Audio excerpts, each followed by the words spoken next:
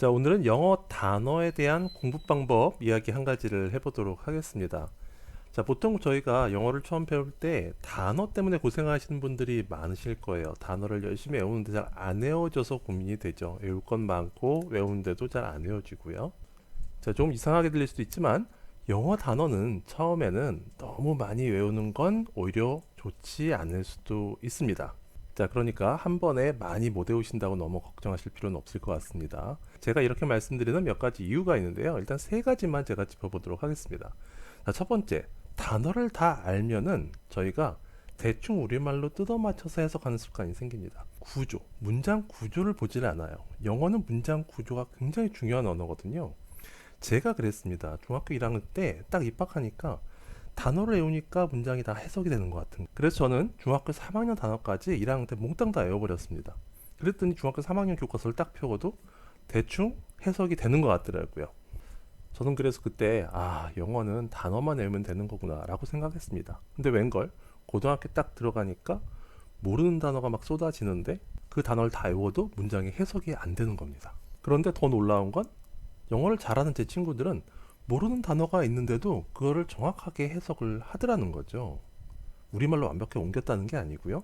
그 의미를 유추해 가면서 문장 구조를 정확하게 읽어내는 겁니다. 단어보다 구조 공부를 먼저 해야 된다. 이게 중요하고요. 자, 두 번째. 저희가 영어 단어를 외울 때는 어쩔 수 없이 처음에 영어 단어를 우리말 뜻 이렇게 외우게 됩니다. 자, 단어장을 이렇게 만들어 놓고 영어 단어, 우리말 뜻 열심히 영어 단어 보자마자 우리말 뜻이 딱 튀어나오게 그렇게 저희가 연습을 하곤 하죠. 물론 당장 시험을 위해서는 이렇게 외울 수밖에 없는 경우도 저희가 많죠. 또 시험에도 효과가 있고요. 자, 그런데 이렇게 외우는 방식이 궁극적으로 어떤 문제를 일으키냐면 이중 번역 습관을 몸에 배게 합니다. 영어 단어를 보는 순간 우리말이 먼저 떠오르는 거죠. 자, 이런 걸 이중 번역이라고 하잖아요. 영어를 영어로 그대로 받아들여서 이해하지 못하고 영어 단어가 보이는 순간 우리말이 우리말로 떠오르는 겁니다. 자, 근데 영어는 다이어거든요. 아주 악명 높은 다이어입니다. 단어 하나가 하나의 의미를 갖질 않아요. 그렇기 때문에 이렇게 단어를 보는 순간 우리말이 떠오르는 습관, 나중에 수준 높은 지문을 보면 볼수록 문제가 됩니다. 자, 그리고 어떻게 보면 가장 큰 문제이고 끝에 가서 가장 후회하는 게 이거일 수 있습니다. 엉터리 발음으로 단어를 외운 거죠. 나만의 방식으로 그 많은 단어를 수십 번, 수백 번 반복해서 내가 외웠는데 그 발음이 나만의 발음이었다. 그러면 문제가 뭐냐면 나중에 이게 빠지질 않습니다. 교정이 안 돼요. 오히려 안 해온 학생들이 더 빨리 발음이 잡힙니다. 나중에는 이게 리스닝이 안 되는 궁극적인 이유가 될 수도 있어요. 내가 분명히 아는 단어인데도 안 들리는 거죠. 소리가 다르니까요. 당연히 내가 말할 때도 원어민이 못 알아듣고요. 단어를 많이 외우면 외울수록 이런 문제가 고착될 가능성이 큽니다. 자, 그렇다고 영어 단어를 안 외우고 시작할 수는 없죠. 어차피 단어는 알아야 됩니다. 자, 그렇다면 도대체 어떻게 해야 되는 걸까요? 여러 가지 방법이 있겠지만 저희가 늘 저희 책과 강의에서 제안드린 방법 중에 하나는 이겁니다. 구조를 보게 해주는 단어가 있거든요. 구조가 보이게 해준 단어. 구조, 영어 문장의 구조를 보게 해준 단어가 있습니다. 바로 대표적으로 그게 동사죠. 그리고 형용사 단어입니다. 기본적인 동사와 형용사 단어를 몇 개만 먼저 암기하고 시작하는 거죠.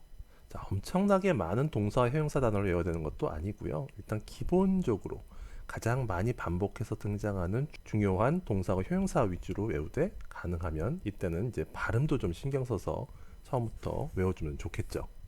자, 이때는 단어만 많이 암기하는 게 아니고요. 기본적인 동사, 형용사 몇 개만 외워두고 바로 문장 구조, 문장을 보면서 문장 구조를 이해하는 방법을 먼저 공부를 하는 겁니다. 예를 들어 agree, 동의하다 라는 단어를 외웠으면 단어를 외운 걸로 끝내는 게 아니라 문장 구조에 관심을 가져보는 거죠. I agree, 나는 동의합니다. 자, 그러면 I am agree 라고 하면 왜 안 되는 걸까? 동의합니까? 라고 물어볼 때 do you agree? 그럼 are you agree? 라고 하면 왜 안 되는 걸까? want, 원하다, go, 가다.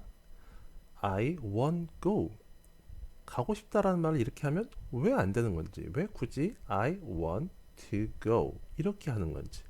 저희가 동사를 외울 때 이렇게 해오잖아요. 동사의 한단 변화 go, went, gone.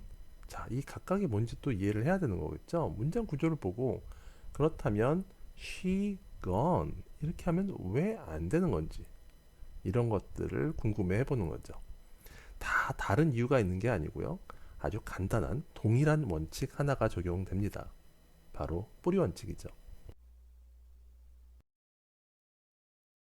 구조를 이해하는 결정적인 단서를 아주 간단하게 설명드리도록 하겠습니다. 영어에서 문장이라는 구조가 성립하기 위한 하나의 약속, 원칙. 아주 간단합니다. 동사가 있어야 돼요. 반드시 동사가 있어야 되는데 딱 하나만, 딱 한 번만 문장에 등장해야 됩니다. 두 번 등장할 수가 없어요. 동사는 딱 한 번만. 저희 힌트노트에서는 그 동사를 뿌리라고 부릅니다. 하나의 나무에 뿌리가 하나가 있듯 한 문장에도 동사는 딱 한 번만. 영어 문장 속에서 동사가 등장할 수 있는 방법은 딱 세 가지밖에 없습니다. 뿌리거나 뿌리가 아니면 변신 혹은 숨어서 나오는 거죠.